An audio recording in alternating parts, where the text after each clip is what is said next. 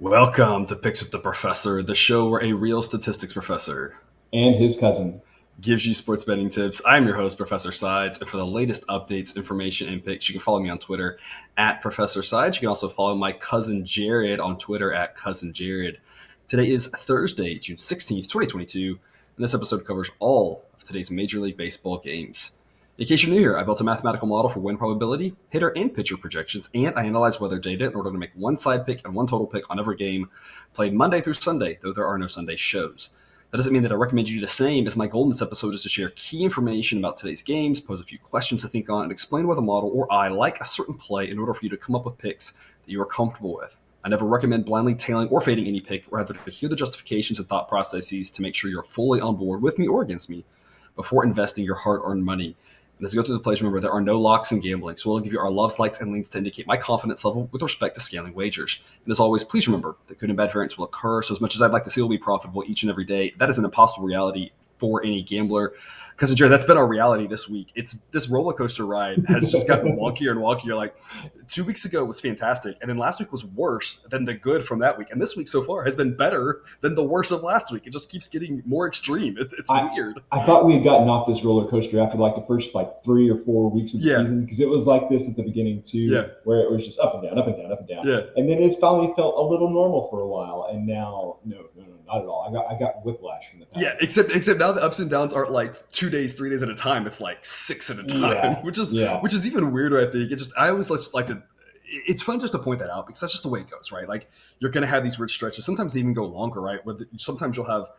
I feel like last baseball season, we didn't do shows. I only did them on Twitter, but I mean, I feel like it was like a month and a half solid of just like could not lose. It seemed like so. Sometimes they get really long, but before that, in the middle of summer, I had like a month and a half where I felt like I couldn't win. So sometimes you just see these good and bad variants. That's why I always talk about it. Just something to keep in mind. That's why we always talk about responsible betting, keeping our unit size reasonable, right?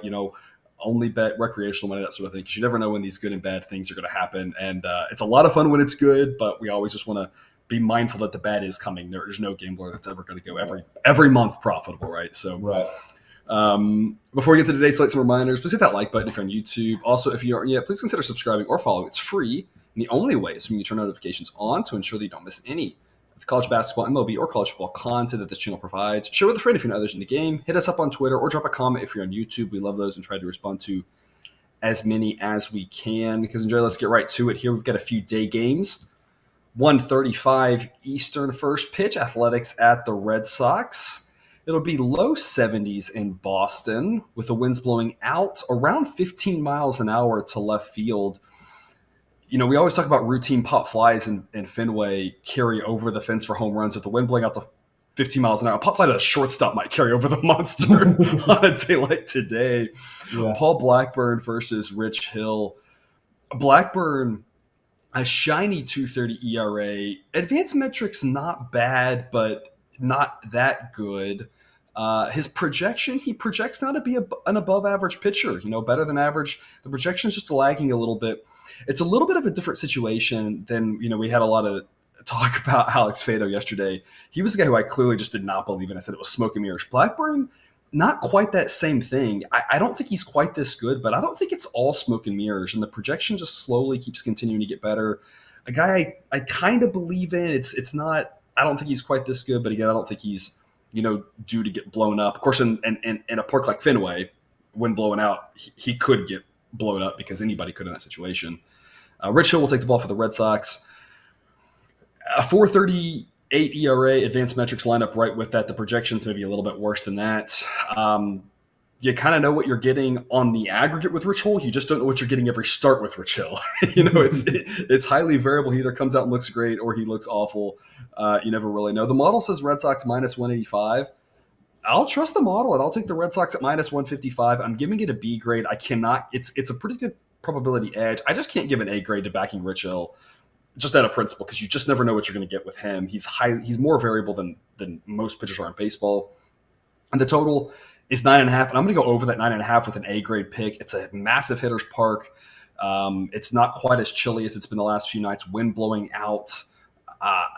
9.5 is too low. I think this number should be 10, maybe even closer to 11. I think there will be a lot of runs in this game. I think the A's will be able to score for Rich Hill, but I don't think the Red Sox offense, especially in those conditions, will be slowed down either. This feels like a 7-4 type Red Sox win, in my opinion. I looked run line. I really debated run line or money line. I feel like you could completely go either way. I chose money line. It's one of those things where if you, whichever hour you caught me on, I probably would have waffled back and forth between the two. Um, I really think there's probably pretty similar value in both of them. Because Jordan, what do you think? Well, I'm going to cover you then because I'm taking the Red Sox on the run line here. I'm laying the 1.5 at plus 130 with the Red Sox, which just doesn't seem to add up to me for a game that's projected to have, if you're saying maybe over 9.5 runs. This seems like a lot of value to me. This is pretty much, hey, the wind's blowing out. If the Red Sox are going to win, I think the odds of them winning by at least 2 is higher than a normal game just because of those wins that you talked about. So I'm going to lay the 1.5 at plus 130 with the Red Sox.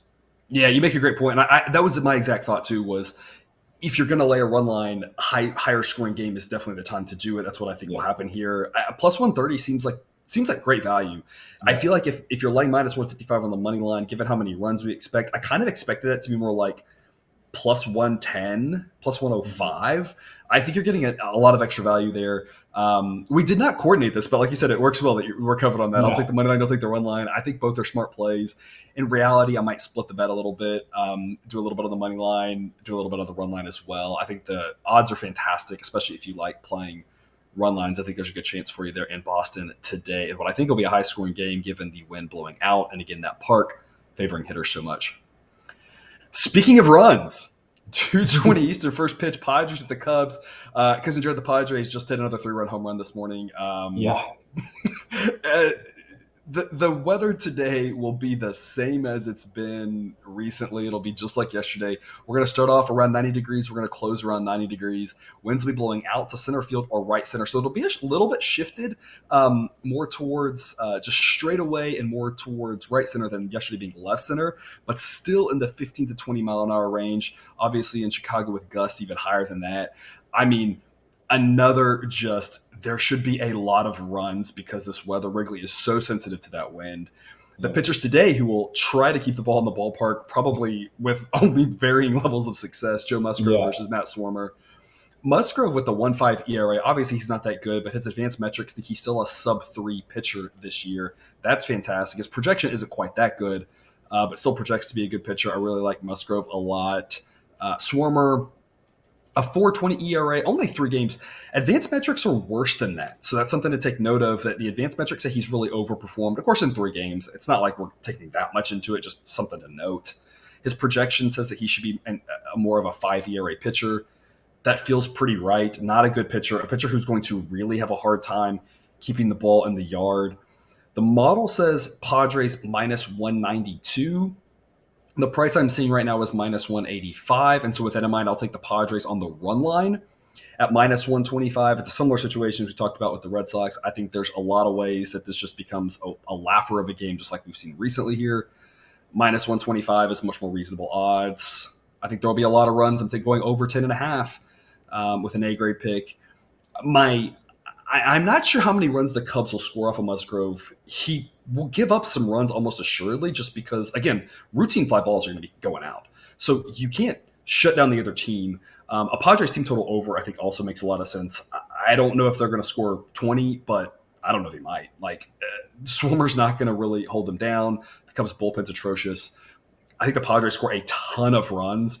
The Cubs probably get a few. I think this total is just way too low. I think it's Musgrove's pitching. Sure, but y'all, this weather is crazy.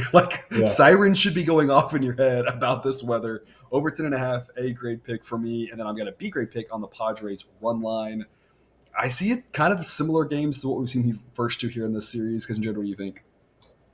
So I've mentioned a couple of times on this show that I don't like run lines necessarily, but I'm double dipping here today. I'm laying the 1.5 of the Padres here as well, and almost the exact same reasoning as the Red Sox game. Just so many runs here. But to me, I look at Matt Swarmer. Couldn't tell you anything about him. And I know he's going up against Musgrove, who's been really, really good. So I just, with the weather, I just have a very hard time seeing this game ending at a one-run game, and definitely with that pitching matchup, it's the Padres all the way. So Yeah. I guess the odds are -125. Obviously, comparing that to the +130 I got with the Red Sox, I don't feel quite as good But you about have that. quite an But upgrade from Rich yes, Hill to Joe but Musgrove. I mean, quite quite the an upgrade. difference. Yeah, Yeah. in pitchers there for sure. Yeah. So yeah, I'll lay the -125 at the Padres, laying a run and a half. Yeah, and it's not as obviously simple, right? Road and home or whatever. But I mean, if you just kind of isolate that right there and just say, would Yeah, you shift from +130 to -125 to upgrade from Rich Hill to Joe yeah, Musgrove? I think all of us would be like, yes, I love it. yes, Like, I yeah, don't care. That's not that big of a price to pay for that huge upgrade. yeah, Yeah, I'm with you there. Padres on the run line. Like we said, I really just see a similar game playing out to what we've seen here yeah. recently. The Padres bats are just going to continue having a field day, I think. They're in Chicago. 3:05 Eastern, first pitch, Orioles at the Blue Jays. Tyler Wells versus Kevin Gausman. Tyler Wells, a pitcher who a upper 3 ERA. Advanced metrics say he should be more in the mid fours. So solid, not great, but not that bad. Not as bad as some of what the other Orioles pitchers are capable of. Versus Kevin Gausman, who's had a solid season. Advanced metrics actually think he's better than his 2.67 ERA this year. Projects to be in the low threes.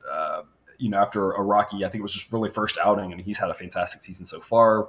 The model thinks Blue Jays -254. So the model thinks there's a slight edge here with the Blue Jays because the price I'm seeing is -245. That's just really a steep price. We saw it yesterday. I talked about it yesterday. If you laid that huge price with the Blue Jays on the money line, if you had laid it on the run line, you lost. If you laid it on the money line, you won the bet, but you probably lost like 3 months of your life with the way that one played out.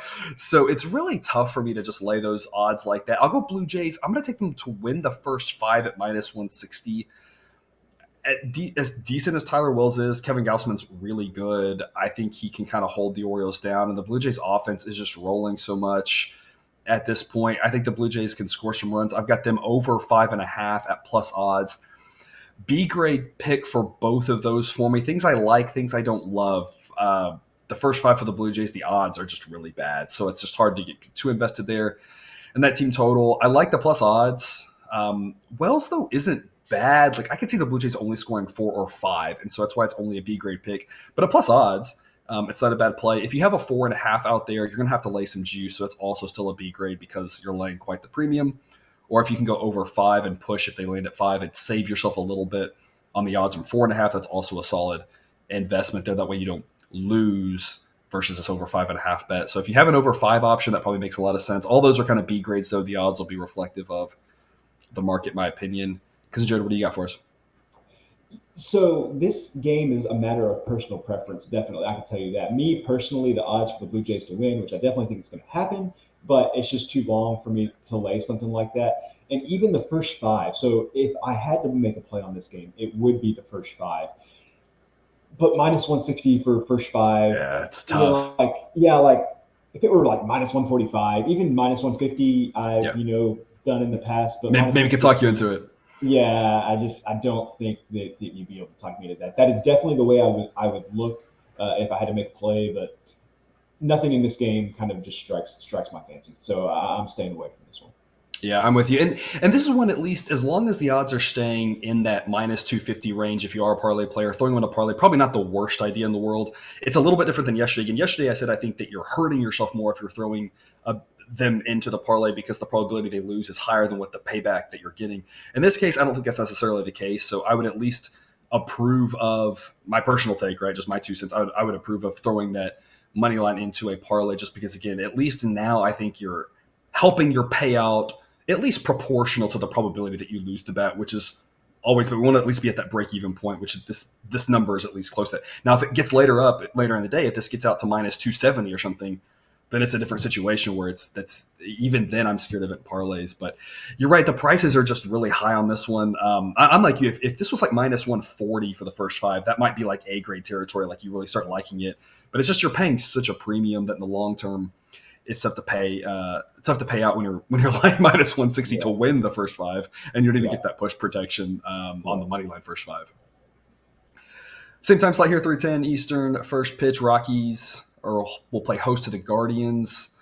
a warm day in Coors. We got that over yesterday. Today we're going to start off in the upper 80s. We're going to close in the low 90s, and the wind in Wrigley is to the heat in Coors. That ball flies in that park already. You add the heat, there's like a multiplier effect. The ball is going to be flying out of this park here today in Denver. The winds will be blowing across. We won't get any wind effect, but we're going to take a thin atmosphere, and with that heat, we're going to make it even thinner. Tristan McKenzie will pitch against Chad Kuhl. Both pitchers who've overperformed their metrics, but both pitchers who I actually kind of like. McKenzie is a guy who advanced metrics think he should be more in the 4.5s. That's about where his projection should be, even though he has a low 3 ERA. Kuhl has an upper 3 ERA. Advanced metrics think he should be in the mid-4s, and the projection's closer to 5 or in the low 5s. But actually, I think both pitchers aren't bad. It's just neither one of them is as good as listed. I think this is a coin tossy type game. I think there will be a ton of runs. I'm going over 11.5 with an A grade pick. This ball is just going to fly out, in my opinion. And I'll take the Rockies. I think there's a little bit of value here. The model thinks it should only be plus 118, so you can get plus 120 on the Rockies for the full game. A tiny bit of value, but instead I'm going to isolate first 5. I don't trust the Rockies bullpen at all. I don't know what's going to happen as this game moves along. I think both pitchers are okay, and so it's a situation where maybe they can hang in there, keep it tied, have a lead after 5, and then as the runs play out, who the heck knows what's going to happen. So B pick on the first 5 Rockies. I'll take a flyer with them. I like the plus odds, but then A grade pick on the over. I just think we're going to have so many runs in this one here in the afternoon in Denver. Cousin Jared, what do you think? Man. So I saw that you picked over 11.5, and I was thinking, wow, I'm an under guy, right? Yeah. Over 11.5 hurts. I mean, aside, I guess, from a game in Coors, maybe the only other game I'd ever consider over 11.5 would be a Reds game. But you made a good point here that when I saw the names of the starting pitchers, I was surprised to hear you say that they've, I guess, overperformed their advanced metrics. Yep. Because, just hearing the names, they seemed like they were pretty decent pitchers to me. So that combined, I just couldn't bring myself to play over 11.5. That's just so many runs. To the people watching this, I would probably say, listen to the professor. This is why he has this show. If he's telling you to play over 11.5 here, you probably should do it, especially based on the science of the weather. He's a statistician, but he can, he's science-y. So, he understands that better than me. This is one of those where I would tell you, play the professor here, go with him over 11.5. I can't bring myself to do it. That's so many runs. And I'm sure I'm going to feel like an idiot when there's 13 runs in the first 7 innings. Yeah. And, you've got this locked up going to the bank. I'm going to feel like an idiot. But that's so many runs. It took us to the 9th inning to get over yesterday. The same play at over an 11.5 took us to the 9th inning to do it. But it was I think it was like 70 degrees by that point, mid 70s, warmer day here. I'm like you. My only hesitation is, like I said, I kind of like both pitchers. I think neither one is as good as their ERA, but I don't think either one's maybe as bad as the projection is. But I just think in this warmth, I think it reminds me a lot of the games here in Wrigley where I think the ball's just going to fly out. So I've got an A grade pick on the over. I'll take the first 5 for the Rockies. Like I said, I like the plus odds. I think anything can happen here. Cousin Jarrett is passing. So the night game, 7:05 Eastern, first pitch, Phillies at the Nationals. We're going to start off in the mid to upper 80s, close around 80 degrees, so a slight bump to the bats there based off of the warmth. The winds will be blowing out, but only ever so slightly. It'll be around the 5-mile-an-hour mark, so it won't really affect things too much. Zach Wheeler versus Patrick Corbin. Obviously, Wheeler's fantastic. Obviously, Corbin is not. Cousin Jared, I'm going to let you lead us off on this one. What do you think? So you use the key word there, obviously. This is so obvious that I can tell you without even having to look at the model exactly what I was going to play. I saw this pitching matchup. I knew instantly what the play was going to be here. I'm going to be on the Nationals under 3.5 at minus 106 here. Look, guys, Zach Wheeler is just been on fire lately. And maybe the most important thing from my perspective for this play is he's gone at least 6 innings in like his last 5 or 6 starts. Mm-hmm. He's gone 7 innings one time. He went 6 2/3 one time. He's been getting deep into the games. And so, the Phillies, I love to say that I like to stay away from Phillies games. But to me, even this one is too obvious to me that if Wheeler's going to go 6 or 7 innings, it's going to be really, really tough for the Nationals to score more than 3 runs. And I honestly can't believe that at the time that we locked this, it was only minus 106. So again, Fest said the right word. It's obvious here. Wheeler's been on fire. Let's go with Nationals under 3.5. Yeah, it's like there's a little bit of a bias now towards overs, and there should be in general, but that doesn't mean it should touch every game in every situation. We've seen many more overs, but I mean, we still see some low scoring games when the pitching matchups are right. I don't know how many runs the Phillies are going to score. I have to say, Patrick Corbin is not. I swear I say this every week. He's not as bad as that ERA, but then every week he still is bad. I mean, Yeah, yeah, it's like we're grading various shades of bad, right? Like the model's like, oh, he's not that bad as his results, but like I don't know if he's kind of bad or very bad or super bad. He's still bad at this point. I have no idea how many runs the Phillies will score. The weather being a little bit warmer, if Corbin's giving up warning track fly balls, those are now home runs. And so the Phillies could score a ton. That total of 9.5 is really tough for me to handicap because I don't think the Nationals score, but the Phillies could score 10 and I wouldn't be shocked. They could score, 6 and I wouldn't be shocked. I don't really know what to do with that 9.5. Personally, I'm with you. I like the Nationals team total under 3.5. Only a B grade pick, just because I have a slight bit of concern about that weather being in the 80s. But I'm like you. I think Nationals team total under is definitely the way to go. And I'll give the Phillies a B grade pick on the money line. The model thinks there's the tiniest edge. The model says minus 186, but again, the model thinks that Corbin isn't that bad. And I'm like, maybe that's right. But you have to consider there's also a world where the model is just missing on how much he's fallen off a cliff. And if so, then the model would say the Phillies should be minus 195, minus 205, something like that. So if I think about kind of some of the different possibilities here, this is like the best case. The model is grading Corbin as well as possible, and it still says Phillies minus 186. So in other worlds where it grades him worse, the Phillies would be a good play there. So minus 185, B pick for me on the Phillies. I feel like this is an instance where you say that you're not going to manually override the model just because there's too many pitchers and too many games and everything else. But if you were going to do a manual override, I think Corbin would fall into that category. Yeah, absolutely. Because like I said, and do I think, again, I don't think he's as bad as that 660 ERA, but I'm like, I don't think he's as good as the model's projecting him either. I think it's somewhere in between, more in that mid-5 range. And again, that would bump the Phillies up to, minus 195, maybe low minus 200s. Yeah. So I still think minus 185 right now offers some value. I sure would not want to back the Nationals at this point. Doesn't matter. I know they're at home. It doesn't matter if this game's on the moon. I wouldn't want to back the Nationals. Yeah. And we talk about Wheeler. I just want to add too. It is impressive to note with Wheeler. He missed the first, start of the season, missed spring training, was in extended spring training, never really got going. And I talked about this at the time that he really struggled getting going. But the fact that he has a 2.8 ERA and advanced metrics that are better than that, given how much he struggled those first couple of starts ramping up, just shows you how good this guy is. I mean, one of the truly dominant pitchers in baseball at this point, a top 5 pitcher, according to the model, and also in my opinion. 7:05 Eastern, first pitch, Rays at the Yankees. Got the Yankees last night, even against a pitcher as good as McClanahan, pushed on the under, which is exactly why I made the comment. I like that under 7. I didn't like the under 6.5. Tonight it'll be a nice night in New York, temperature-wise, low 70s. Winds will be blowing across at about 10 miles an hour, but won't really affect things, of course, too much. Jalen Beeks will open for the Rays. Very good pitcher, but he's only going to go an inning, maybe 2. If he looks really great, they might stretch him out to 3, but I don't see him going much deeper than that. Versus Severino, who has been fantastic, a sub-3 ERA and advanced metrics and a projection line up pretty close to that. It's not like he's that far off from that.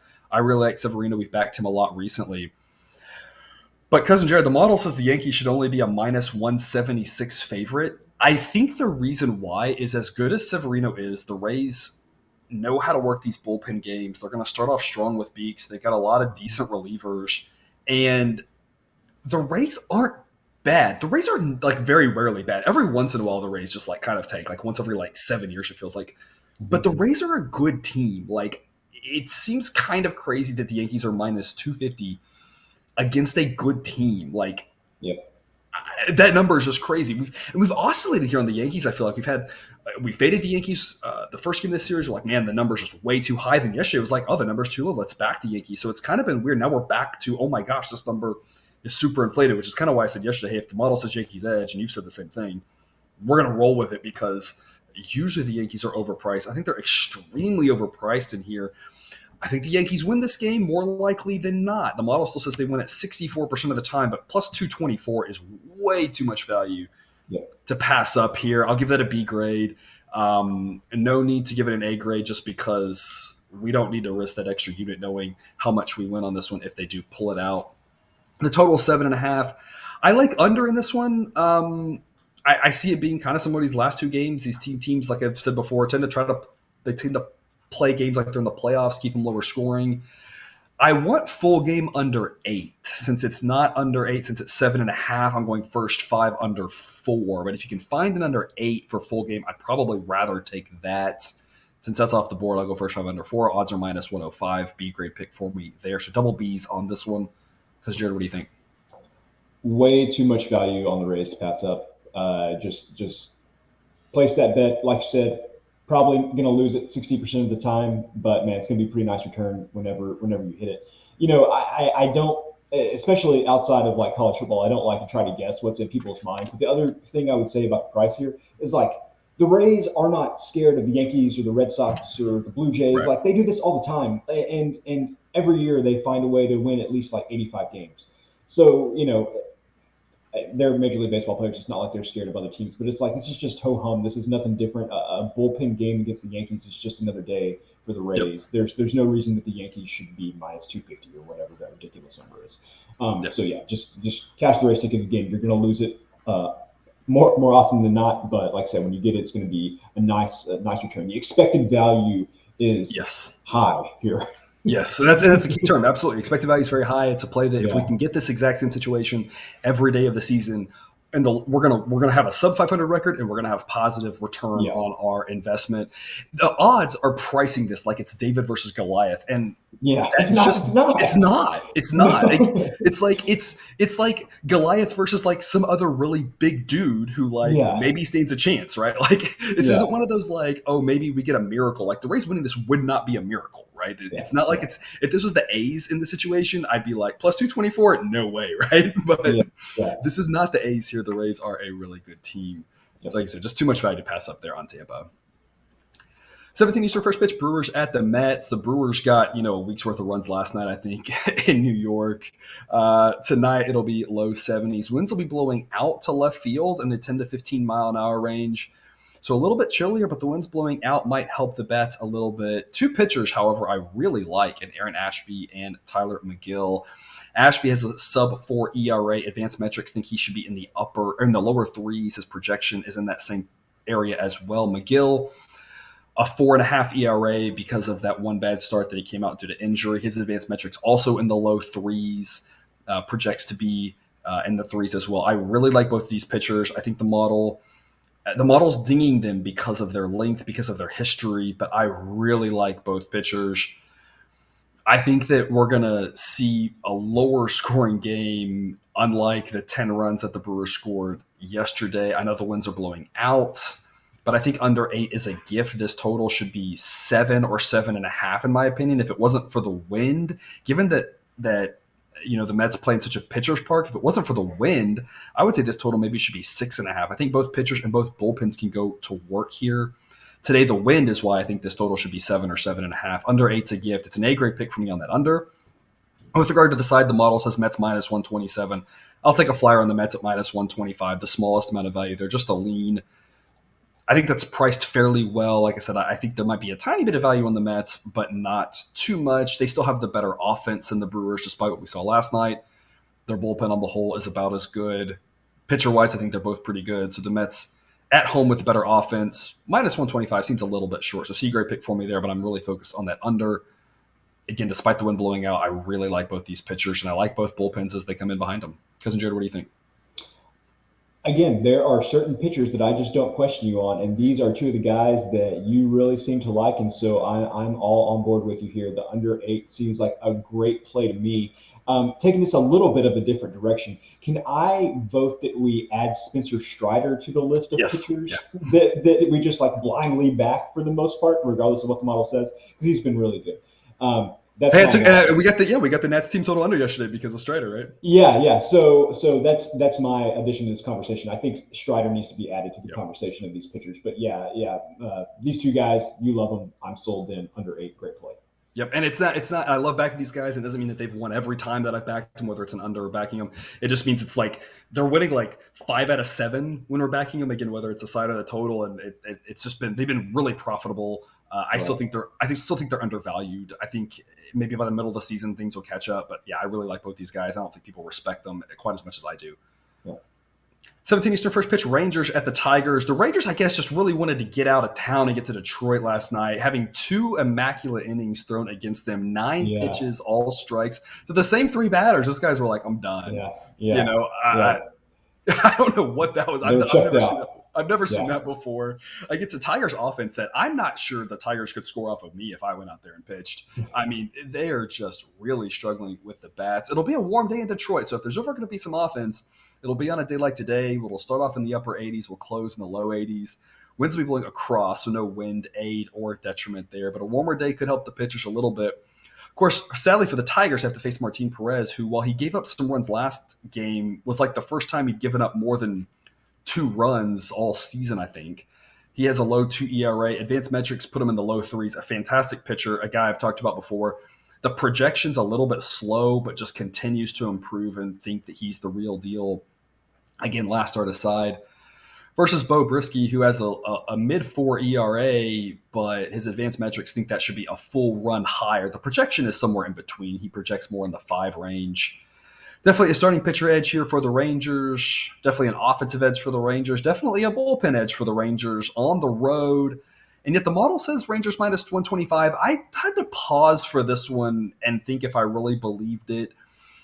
Kind of went through this exercise the other day, though. It's one of those things where you start off at 40. It's not exactly this simple, right? But for rough math's sake, if you start off at 47% for the Rangers being on the road, they're gaining up to another 9 percentage points based off the edges that they have on the field. That seems fairly right. I still think the model is a little bit short here on the Rangers. So the model says minus 125. I think it should be a tiny bit higher. I'll take the Tigers and trust the model at plus 134. But right now, with the way that Perez is pitching, again, last start aside, and the way the Tigers are hitting, I don't really feel that confident in it. I'll just trust the model, but just with a lean. I think the model's a little short on the Rangers. Personally, with regards to the total, I'll take the Tigers team total under 3.5. It's plus odds, which I really like. B-grade pick for me there. I don't think the Tigers score that many runs. I think their hope is that Brisky has himself a good start, and this is a 1-1 game after 6, and then maybe the Tigers pull it out. Total is 9. It's really tough to say because the weather kind of indicates one thing. These 2 starting pitchers indicate different things. There's a lot of conflicting information personally for me on the full game total. I'll just isolate the Tigers. I don't think they score. I think their hope to win is low scoring. Cousin Jared, what do you think? I have so many thoughts on this game, none of which are good. So another game you probably shouldn't watch, right? Yeah. So the first thing is very rarely will you catch the professor somewhat contradicting himself a little bit, but here taking the Tigers and the Tigers under just shows you how you caught that, didn't you? how kind of screwed up this game. You know, in college football, we say you don't have to watch it to make the monies. In my case, this is just going to be I don't have to watch it. Yeah. There's going to be no money. There's going to be no money wagered on this game for me. It's just talk about 2 teams that I do not trust at all, have no feel for, besides the fact that they're not good. The Rangers' record is still a little befuddling to me because I feel like they're worse than what the record is. But yeah, these 2 teams, there's no way I'm staying away from this one. Yeah. And you point out kind of a little bit of the contradiction. It's one of those where like we can win both, but I mean, my goal here is your goal is not necessarily if you make 2 or 3 wagers in a game, you know that they're kind of correlated to some extent, but your goal doesn't have to be to win all of them. It's kind of a like, how do you try to make the most profitable and you give yourself a chance to win all of them. But it's better to at least split yourself around as opposed to they're so correlated that like you could lose all your wagers on the game. This is one of those where you mentioned at the open of the show, don't blindly tell your picks. Use the information that you provide to confirm or rationalize your own thinking. So definitely in this situation, that's what you want to be doing. Absolutely. Because I'm like you, this game is one that I'm like, I mean, then I got to the Tigers under 3.5, and it'd be great just because the plus odds and the fact that they haven't scored and Martin Perez is Right. pitching, right? So it's like, I mean, it was kind of the perfect storm there. Otherwise, it would have been a C on the total as well. Because I'm like you, it's Right. just a kind of a baffling game, and it's one of those where it's like if Martin Perez wasn't pitching and the wind was blowing out, it's like I don't care what the numbers just go over, right? Or with the Tigers offense, if it was a chilly day, you're like, great, we could just go under. But it's like the stars aren't aligning, and these two teams are wonky, so it's a Right. one that's a little tougher to peg, at least for me personally. 10:10 Eastern first pitch, our one late game. The Angels and the Mariners should be a doozy of a pitching matchup of Shohei Ohtani versus George Kirby. I mean, there's not a lot to say about either one of these guys. Otani's having a good season. His advanced metrics are better than what he's looked, and the projection is that he's, a top 10, top 10, 15 pitcher in baseball. I think we'd all kind of agree with that statement. George Kirby having a very good season. His projection's a little bit behind that. Again, not with the history of data, but still projects to be an above average pitcher. I like both these pitchers. I think it should be a fun matchup for sure. This is another really tough one to peg, though. The model says Angels minus 108, and that's squarely in between the numbers that I saw as of the recording of this podcast. Always be careful with the Angels, given who plays for them offensively can really affect things. But they had a mostly full lineup last night, and Tyler Anderson, tried to throw a no-hitter against them. I say everyone tries to throw a no-hitter. Almost succeeded in throwing a no-hitter against them. Yeah. And I said yesterday, I don't think Tyler Anderson's that bad. I think he's solid, but I mean, he's not a guy who should be doing that. So this Angels offense, I've said it all season, is highly variable. It's highly variable based off who plays, and even when those guys do play, they still are so top heavy that if you just focus on those guys, the rest of the guys are easier out. So it's a tougher ask for me on the side on this one. Total is 7.5. I've got a couple of leans, both in the first five. I'll go first five under 3.5 with a lean. I want first five under 4, or I want full game under 8. Either one of those gets up to a B pick for me. But at these numbers, the numbers just aren't right. So under 3.5 for the first five is a lean. Just like if I had to go full game, I'd say lean just because I want the 4 or I want the 8. Neither one of those are there right now. So I don't really like either one. And I'll take first five Mariners on the run line at minus 140. The juice isn't that high there at home. Just a situation where this could be 0-0, 1-1. It's kind of a coin tossy type game. The Angels are a little bit better of a team, but on the road, a little bit better of a pitcher, but on the road. So a situation where Mariners could hang in there in the first five. I'll take a flyer on that. There's really not a lot to like about this game. I think the prices are all pretty accurate right now, which makes it tough to invest in. Cousin Jared, what do you think? Yeah, no play here for me. What I want to say is the Angels obviously disappointed in them, how they've played recently, obviously. I was expecting more from the Mariners this year. Yeah. I guess I wasn't expecting them to win the division or anything, but after the way they played last year, especially down the stretch, I thought they were going to be a little bit better than they have been. And it's still a long season, plenty of time to turn it around. But obviously, I'm shocked that the Angels are kind of where they're at right now. But I'm maybe even more so from a value perspective, a little more surprised where the Mariners are at. Yeah, and the Mariners did really well in those one-run games last season, and that boosted their record a little bit. And now it's like all that good luck from last year is flipping on them, and now it's going the other direction. Yeah. All righty. Well, that wraps up the games. I've got a recap of the A picks for you here. Athletics at the Red Sox, I've got over 9.5. Padres at the Cubs, over 10.5. Guardians of the Rockies over 11.5, and then the Brewers and Mets I'm going under 8. Those are my 4A plays, all on totals. Cousin Jared, your parting take or question for us?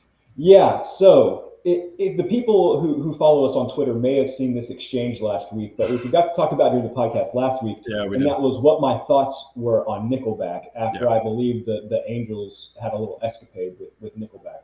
An unsuccessful one. As most people might say things involving Nickelback are. Yes.